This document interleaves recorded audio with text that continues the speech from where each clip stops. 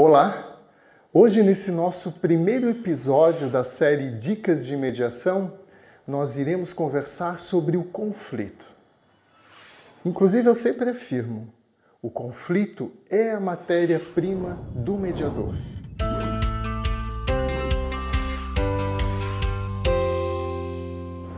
O mediador precisa entender de conflito.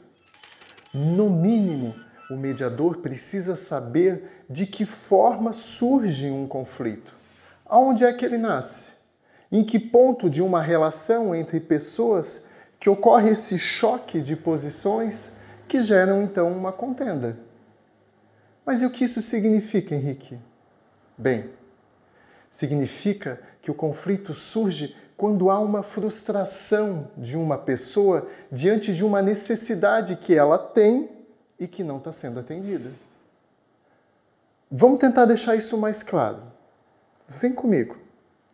Sempre que as pessoas conflitam acerca de determinada situação, elas têm uma posição firmada sobre aquele assunto, sobre aquele problema. E como que se pode identificar essa posição, Henrique? Eu garanto para vocês que é fácil de identificar. E sabe por quê? Porque a posição a pessoa vai expressar espontaneamente. A pessoa vai te dizer o que ela quer, o que ela busca diante daquele conflito.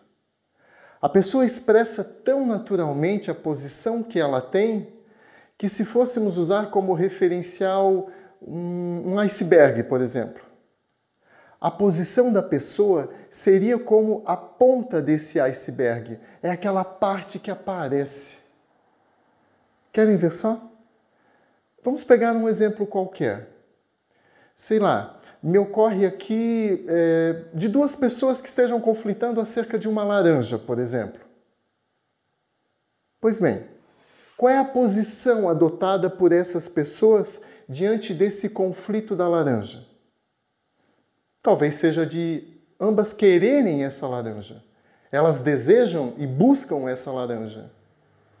Bem, identificado pelo mediador a posição que essas pessoas mediadas, que as partes mediadas têm acerca do conflito, que é, por exemplo, a de quererem a laranja, o mediador precisa caminhar adiante.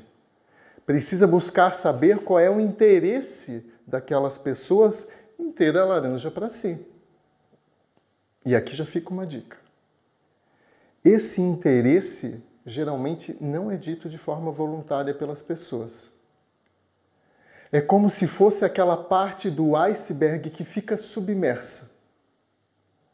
Ah, mas como que eu devo fazer então para descobrir o interesse que as pessoas têm naquela disputa, nesse caso da laranja, se elas não me dizem, Henrique? Pois é, não existe outro caminho que não seja o de perguntar. Por isso, da importância do mediador em estar bem preparado para elaborar perguntas. E fica aqui uma segunda dica.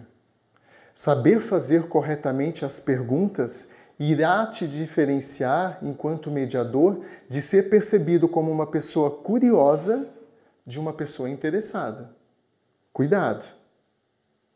Bem, quando o mediador conduz o diálogo com as partes e elabora boas perguntas acerca do problema e da posição delas, a pessoa naturalmente irá expressar qual é o interesse ou os interesses que ela tem.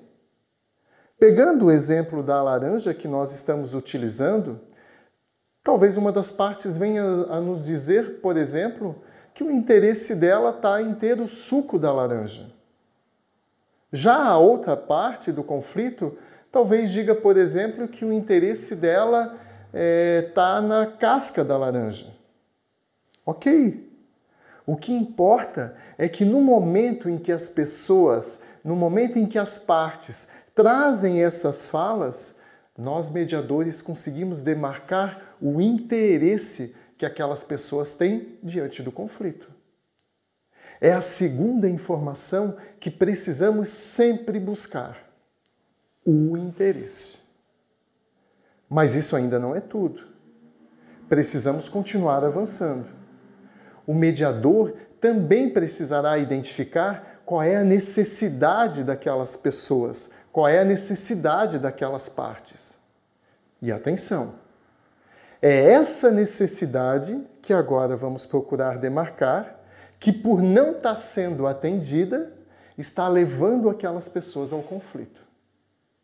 Percebem vocês que a posição e o interesse são informações iniciais que nos permitem caminhar na mediação para chegarmos a uma informação principal? E qual é essa informação? A necessidade que aquelas pessoas têm e que não está sendo atendida. Considerando o exemplo da laranja, precisamos descobrir agora qual é a necessidade que aquelas duas pessoas têm e que não está sendo atendida ou que não será atendida se eventualmente uma delas ficar sem a laranja. Bem, então vamos lá. Perguntado àquela pessoa que disse querer a laranja, posição, pois precisa do suco, interesse, sobre qual a razão que ela quer o suco, ela vai te falar sobre a necessidade que tem, que talvez seja a de matar a sede, ou talvez possa ser a de ter a dose diária de vitamina C que o médico recomendou. Seja qual for, nós conseguimos identificar já a necessidade de uma das pessoas sobre esse conflito da laranja. Bem, e a outra pessoa, Henrique? Aquela que disse querer a casca. Qual a necessidade que uma pessoa teria em querer uma casca de laranja? Será que existe alguma?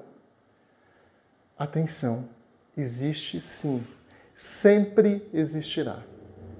Precisamos perguntar bem. E se perguntado adequadamente, aquela pessoa vai te responder. E talvez ela te diga: olha, eu quero ficar com a laranja, posição, para poder dispor da casca, interesse, porque, veja só, mediador, o meu amor chegará amanhã de uma longa viagem. E como eu prometi recebê-lo com aquele bolo que eu sempre faço, eu preciso da casca para usar na receita. Sem o aroma que a casca da laranja proporciona, meu bolo não será o mesmo. Estão vendo a importância de se identificar a necessidade? Quando o mediador alcança na mediação esse ponto, demarcando as necessidades das partes, ele conseguirá compreender o contexto do conflito. E compreendendo o conflito, o mediador saberá como conduzir a mediação, para que as partes encontrem um ponto de equilíbrio entre as necessidades existentes. E assim possam construir a melhor solução para o problema. Caso contrário, se na condução do diálogo não haver essa compreensão acerca das necessidades das partes, o mediador ficará desnorteado. Irá propor, inclusive, caminhos para a resolução que muito possivelmente serão refugados pelos conflitantes. E sabe por quê? Porque não estarão sintonizados com as reais necessidades que precisam ser cuidadas pela mediação. Pois bem, penso que com esse exemplo conseguimos ter uma visão mais clara de onde e por que surge um conflito. Sempre por necessidades não atendidas. Lembre disso. E por fim, eu também quero lembrar a vocês que as necessidades das pessoas podem ser as mais variadas possíveis. E o nível de importância de cada uma dessas necessidades que as pessoas têm diante de um conflito interferirá diretamente na possibilidade delas fazerem ou não concessões. Mas sobre a escala das necessidades, iremos conversar mais detalhadamente em um outro vídeo da série Dicas de Mediação. Até lá!